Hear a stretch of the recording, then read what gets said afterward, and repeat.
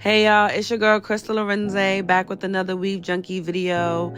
And might I say, drum roll please.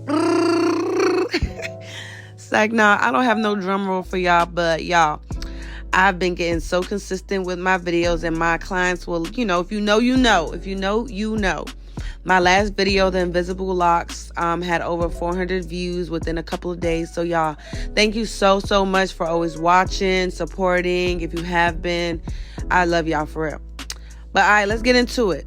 So today's look style is actually gonna be knotless box braids, and the reason why I recorded that, y'all, is because specifically she has short hair, so I kind of wanted to show what I could do with short hair, and the colors she picked are so cute. All right, so let's get into it. All right, y'all, as y'all just saw, I blow dried it out just so I can get the hair straight as possible. It helps me to part the lines, and it also helps to have the hair last as long. It helps for the longevity of the hair. So I'm just gonna lightly blow dry it out. Alright, y'all, this is the hair brand that we're using. It's XPRESSION pre-stretched. Okay, we use color 613, which is the platinum blonde, and we use color 27, which is kind of like, blonde. Kind of blonde is, I don't know, it's kind of looking a little yellowish greenish, but it's blonde. Alright, y'all, so I'm gonna start parting now. And I know in my last video I isolated it into 3 sections, but I don't know why I didn't do it like that, honestly. It would have made sense for me to part and to isolate, but like I told you, I'm stubborn, and honestly, I don't know why I didn't just part it. That would have made it more easy out there. I figured that if I do that, by the time I got to the top, it may have come out of the ponytail I put it in. So I was gonna at least wait till I got to like the 3rd row to then part it, because like I said, I've been doing hair for years, so I kind of understand my methods. I've been trying to break it down as much as possible for the videos, but like I said, if you guys ever have any questions, feel free to ask it in the comments. So I'm going to make sure this line is super straight, because y'all know, if nothing else, Weavejunky lines don't play. That's a good little, phrase right there. All right, y'all, like I said, I'm going to show you guys the left side majority of this video. So here I am, and she's getting like a medium, so I parted the bottom into 4. So if someone's getting large, I usually part the bottom into 3, and that kind of dictates how big each one should be. So since her hair is short, honestly, medium is the best size, because the bigger it is, the less it lasts. So yeah. All right, y'all, so we're gonna go ahead and start off with this first braid. I just kind of pre-start the braid for knotless. Some people braid a little bit and then add the hair. Like, I believe everybody has their way of doing it. I'm more comfortable with like just starting it, not fully braiding it, but starting it and then adding. I just feel like that helps, I guess, the stability of the whole braid. I don't know, sometimes when I feel like people braid it and then add it, it does have a nice look, but I feel like, I don't know, it's just not as sturdy. And when you're taking it out, the braid is so little. So a lot of people have a lot of buildup also at the root of their hair. So if your hair is already braided real tight and small, I don't know, last time I had that, it had a lot of buildup. So I just feel like having the braiding hair that close up just helps that a little bit. It's really hard for me to explain, but maybe in another video I will. All right, y'all, so as y'all see, I have my hair on those braiding dividers, but when I got to the middle, I actually had her help me out, because y'all, reloading them braiding dividers takes time, and if you have another client coming, sometimes it's not the most efficient. I just have the little ones I got on Amazon. That's just one-sided, so I have 2. But I've also seen the real big stand-up hair divider. I just call them hair dividers, y'all. But I actually bought that and my cousin broke it in the process of installing it. So I haven't never got to, you know, feel how that works for me in my business. But yeah, do what works for you. All right, y'all. So as y'all see, I'm just adding hair as I go. And notice my hand position. So when I'm adding hair, it's kind of like my hand is over the braid. I'm not really sure what it's called.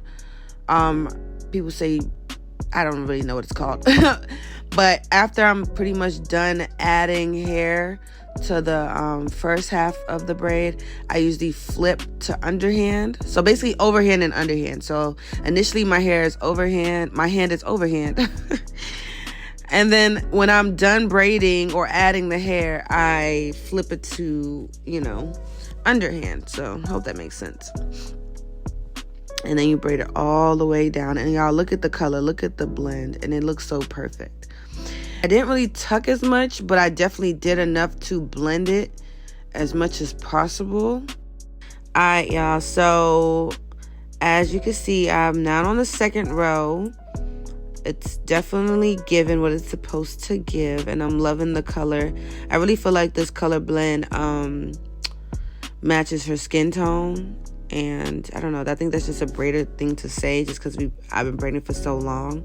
And y'all, that grip is super important, because as you'll see me in this video starting over, not a lot of times, but a few times, because if you release on that grip, the whole braid is loose and it just isn't gonna give what it's supposed to give. So you got to make sure your grip is tight and that you're not letting go even though you're adding hair, which can be pretty difficult. But like I said, I've been doing hair for a little while. But notice how I did part it when I eventually got to that third row. I didn't really put a rubber band on it or anything. I don't know why. But, you know, her hair was kind of short, so I really didn't have to do all of that. It was pretty much isolated. And when I put the edge control, it kind of just stayed. So yeah. And this video I won't be doing as much talking because I don't know, I might think this is a pretty straightforward video, but I'm gonna let most of this play, and if I feel like there's anything to tell you guys specifically, I will.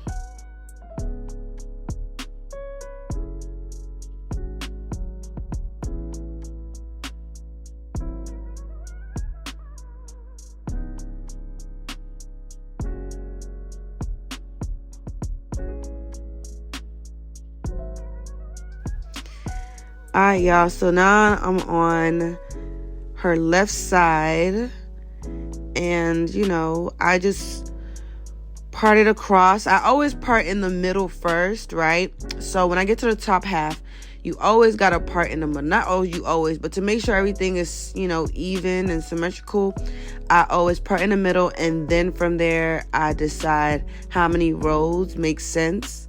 And you know, you start to make sure you measure the boxes according to that middle parting. So I don't just part the left side like from where I'm braiding right now. And I literally go to the middle, part that, and then make sure, because so when I don't do that and I start braiding and trying to just use my basic knowledge to, you know, measure the lines and the boxes and stuff, it's never specifically equal. Some people braid it and then when they get to that middle one, then they part. But just because I've made so many mistakes in the past, I just part in the middle first, and then from there it's easier to fix any mistakes you might have made as far as parting. But yes, y'all, and I do braid a little fast, even though I'm gonna speed some of these videos up. But yes, your girl has been braiding for over 10 years. I actually started doing cornrows first, but braids were not too far from that at all. And before I forget, let me explain the difference between box braids and knotless. So box braids does not have the feeding process. That's kind of when you have the ball at the top. That's the regular box braids. Knotless is the process that I'm doing right now, basically meaning that you don't see the knots at the top of the braid. And knotless is good for, you know, less tension on the scalp, and, you know, just more flexibility in the style in general. You don't have to wait 3 or 4 days for it to loosen up. Whereby, you know, box braids, the regular ones, you might have to. But the good thing about box braids is that, you know, some people don't have the texture for knotless because it gets really frizzy, and box braids helps to hold all your hair in and just have a neater look. But some people like knotless because, you know, they want it to look more natural. So it really is preference. So I told her I was going to do her edges a little dramatic. So, because I really don't leave that much edges out for my clients, y'all. And y'all, this client is actually my old resident in college. I was an RA. And yeah, she was on my floor. She came in as a freshman. And I think this is like my second or third time doing her hair, but it was really so good to see her. We talked literally the whole appointment. Such a vibe, such a vibe. So yeah, I'm going to just let you guys kind of watch how, you know, I braided this front part. And y'all remember to ask any questions y'all might have in the comments.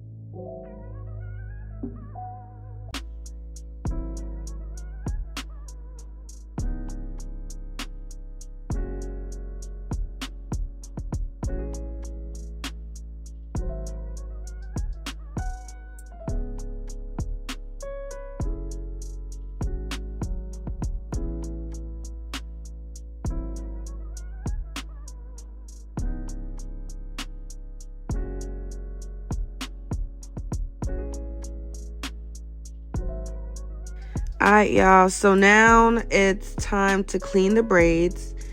And you know, a lot of clients are always asking, are you cutting my hair? Are you cutting my hair? Yes and no. Let me just be honest. Yes and no. I would say a good 97% no, and a 3% is a yes. Only because realistically, even though us braiders love we try to make sure we tuck as much as possible, there's always at least 1 or 2 baby strands of hair sticking out that we might just cut. But the real reason why we clean it is because, you know, we just have flyaways from the braiding hair, from stretching, from adding hair. So it's always good to just cut those obvious flyaways just to make the braids look clean. Because I don't know if y'all have ever noticed, like when you have your hair in for a long time, you kind of get those, you know, ruffles. It just looks like hair's coming out the braids. You've had it in for a while. That gets worse if we don't do this process. Okay, so just make that clear. All right, y'all, and now to dip it. And y'all know, so dipping the hair makes sure that the hair isn't as stiff, right? It just loosens up the hair. Synthetic, it just gives it more of a flow. And some hairstylists, you know, I am one of those that dip the towel in hot water and then, you know, dab it on the client's hair just to get the top half of the hair as well. All right, y'all, so now it's time for the edges part. One of my favorite, and y'all, I don't really get creative, but I definitely did.